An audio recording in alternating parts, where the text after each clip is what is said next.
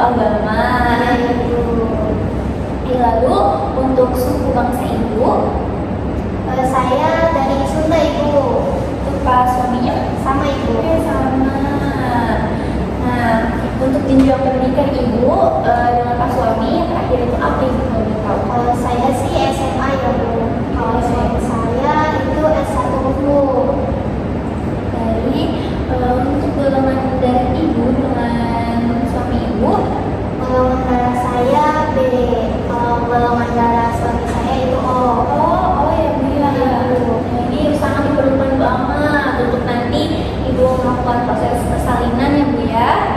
Lalu apakah saya boleh tahu alamat rumah ibu? Boleh, Ibu. Saya tinggal di perumahan Mekarsari di Bandung. Terus kamu juga sama? Iya, sama, Ibu. Jadi, saya izin untuk meminta nama panggilannya juga ya bu ya. Takutnya jika sewaktu-waktu ada pegawai daruratan, misalkan nomor handphone ibu tidak bisa dihubungi, saya bisa menghubungi suaminya. Boleh kan bu? Boleh, Ibu. Saya itu 0838292225.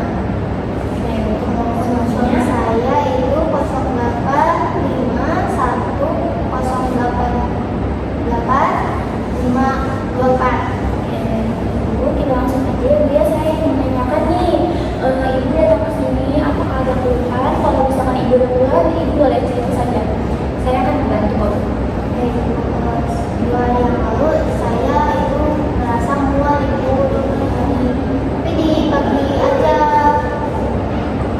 Tapi itu mualnya di pagi aja berarti ya. Berarti kalau siang Mulai, Ibu. tapi itu nggak sampai kayak mual pengen muntah kayak gue gitu, kayak parah banget. Paling kayak ya udah pengen mual gitu ya. Ya baik, berarti nggak sampai parah, bener normal-normal aja gitu ya.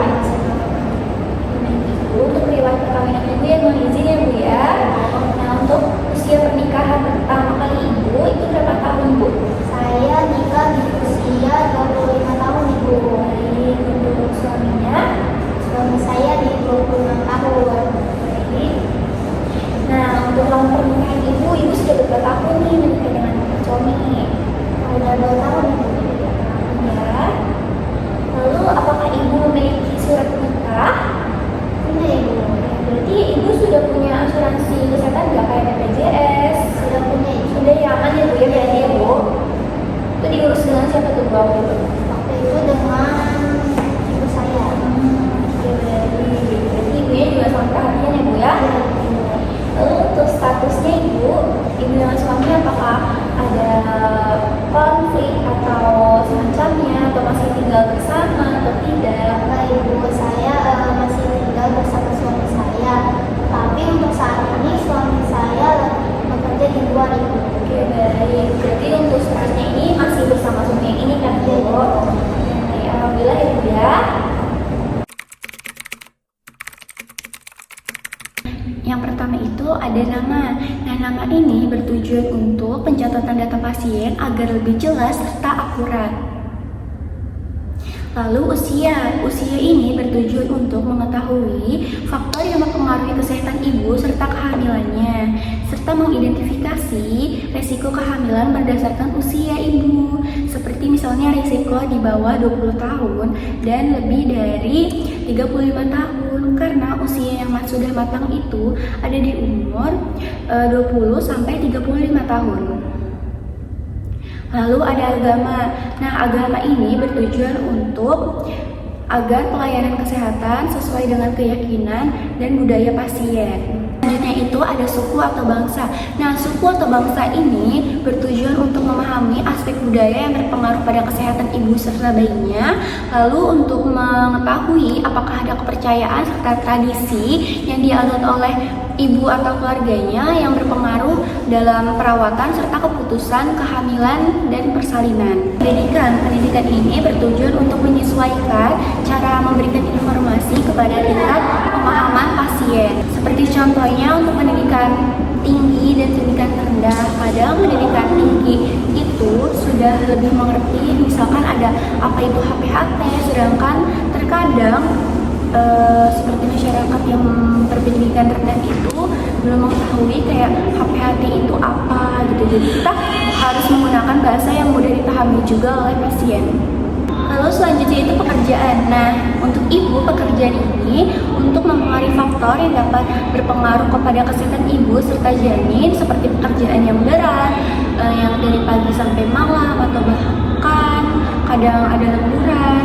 Lalu untuk suami itu, pekerjaan itu untuk mengetahui nih apakah suaminya itu kerja jauh atau dekat, lalu apakah suaminya itu mendukung istri, serta menilai kesiapan ekonomi untuk persalinan. Selanjutnya itu golongan darah ini bertujuan untuk kesiapan jika sewaktu-waktu ibu membutuhkan darah atau donor darah.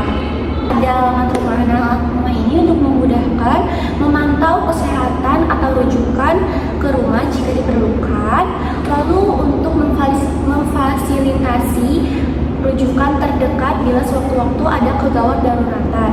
Lalu nomor HP. Nah, nomor HP ini bertujuan untuk menjalin hubungan komunikasi yang baik kepada pasien.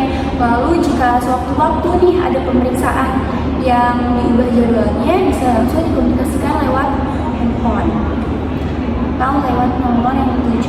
Selanjutnya kita ke data subjektif. Nah, data subjektif ini yang pertama itu ada alasan kunjungan, yaitu keluhan umum. Di mana keluhan umum ini kita menanyakan itu bertujuan untuk memahami kondisi kesehatan ibu, lalu mengidentifikasi tanda bahaya kehamilan, serta kita melakukan perawatan yang sesuai dan tepat dengan keluhan apa yang disampaikan oleh ibu. Kedua itu ada riwayat perkawinan, di mana riwayat perkawinan ini pertama ibu ada usia pernikahan pertama kali istri dan suami. Nah, tujuannya itu untuk mengetahui faktor usia dalam pernikahan yang berpengaruh dalam kesehatan reproduksi. Pernikahan ini bertujuan untuk mengetahui durasi pernikahan. Nah, jika ibu sudah kemungkinan lama menikah lalu belum bisa mengandung atau hamil, kemungkinan ada masalah kesehatan atau kesuburan yang dapat ditindaklanjuti. Selanjutnya, pemilikan surat nikah ini bertujuan untuk memastikan status legal pernikahan yang berkaitan dengan akses pelayanan seperti BPJS contohnya. Status ini bertujuan untuk mengetahui apakah ada kondisi sosial yang dapat berpengaruh terhadap kesejahteraan ibu serta janin selama kehamilan dan persalinan.